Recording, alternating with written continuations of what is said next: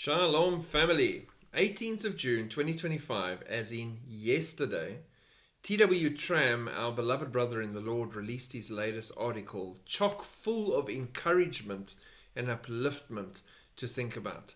So I'm going to share that with you once again for those of us who do not have Facebook or any other access. But if you do want to go check out his website, I would encourage you to do that for in-depth links. He does all the links to other articles and everything else and where he finds his information. It is the season of his return. And you can just punch that into Google along with TWW Tram and it'll take you straight to his website and his whole library full of articles that are really encouraging, uplifting, and help us keep looking up expectantly for our rapture harpazo moment that'll take place at any time. So his latest article addresses the current situation between Iran and Israel, and it's entitled "The Real Reason Iran Wants to Destroy Israel." Iran's supreme leader has infamously said of Israel, these are statements by him in the past, "The Zionist regime must be removed." Just picture, instead of the Iranian supreme leader, picture Lucifer speaking through him here. It is the mission of Iran to erase Israel from the map. The only solution to unrest in the Middle East is the destruction of the Zionist state. Now, why is Ayatollah Khamenei bent on destroying Israel and racing towards a nuclear weapon to achieve exactly that end? Why? Now, I've already alluded to who's behind him there. He would say it's because the Jewish state is a tool of Western imperialism and threatens Muslim unity, or that the Zionists are occupying Muslim land. You've got to remember, any place they've ever conquered in history, they believe, according to their belief system, belongs to Islam and the Muslims forever. They will take it back.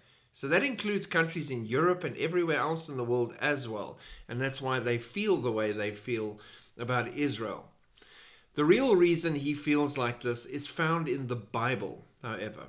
Our struggle is not against flesh and blood, but against the rulers, against the authorities, against the powers of this dark world, and against the spiritual forces of evil in the heavenly realms. Ephesians 6, verse 12. According to Scripture, the primary conflict is not with human beings, but with spiritual entities that exert influence over them and through them. The rulers, or authorities and powers refer to a hierarchy of demonic forces that operate in the spiritual realm, influencing the actions of rulers and nations.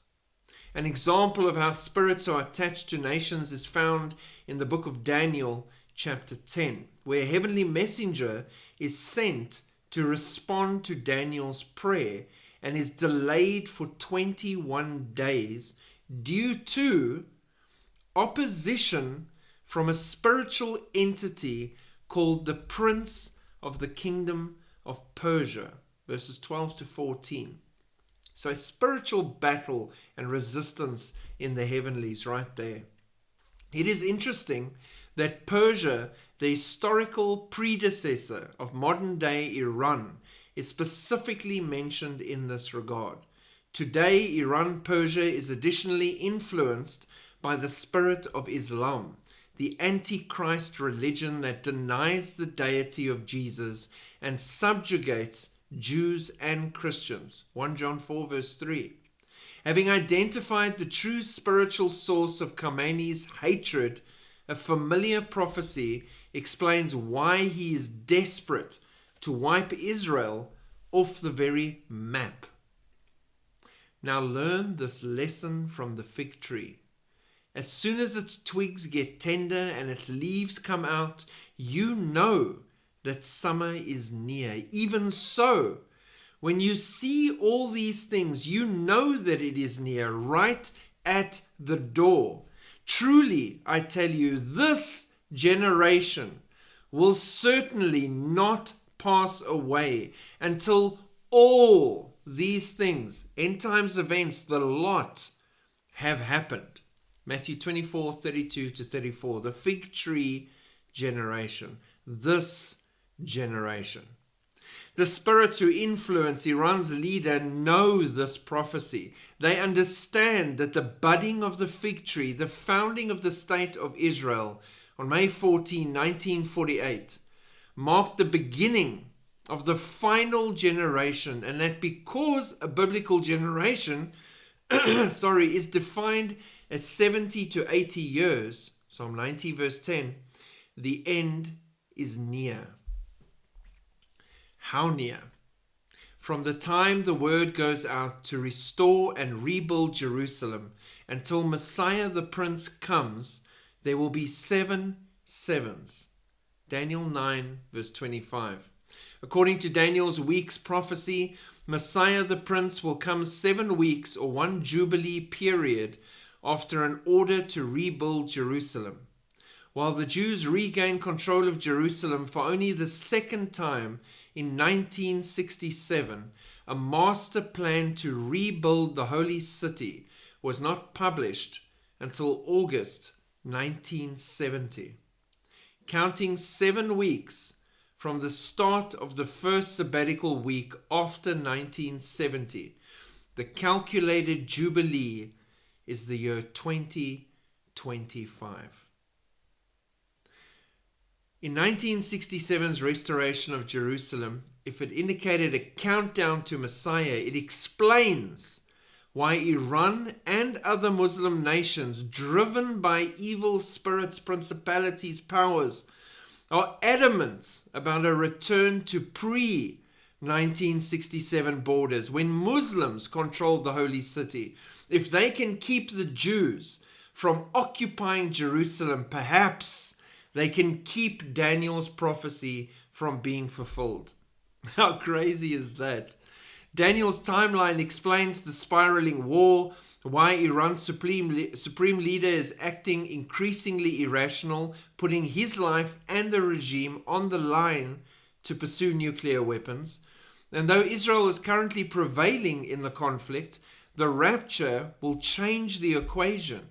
The disappearance of countless Christians and presumably US support will thrust the Jews into a period of unequaled suffering called Jacob's trouble. So again, check out the season of his return.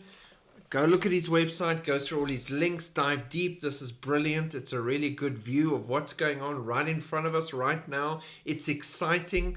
It's typical of the enemy to try and stop prophecy and change things to stop the return of Christ.